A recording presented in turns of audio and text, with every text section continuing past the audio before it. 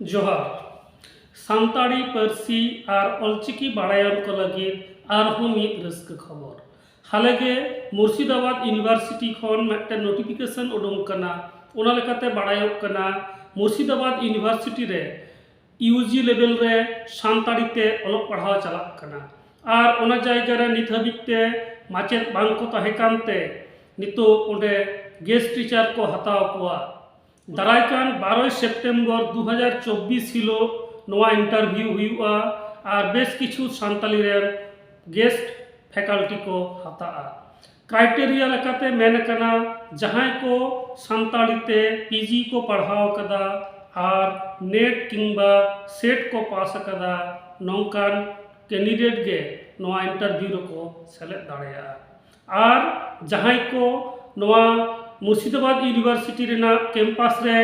जहां को ऑफलाइन ते क्लास को हताव दाड़ेया उनको गे नोडे दो सुजोग को न्यामा ओनाते जहां को सानताड़ी पारसी सावहेद बाबत नापाय ज्ञान मेना और अलचिकी हो नापाय ते को बाड़ाया उनको को गे नवा पोस्ट रे रेफरेंस को न्यामा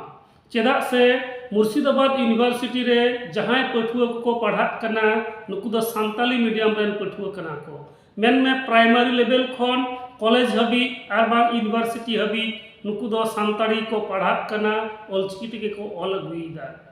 ओनाते जहां को अलचिकी नापाय बाड़ाय बनु अकदा उनको दो नवा इंटरव्यू रे बांग सेन गे भागेया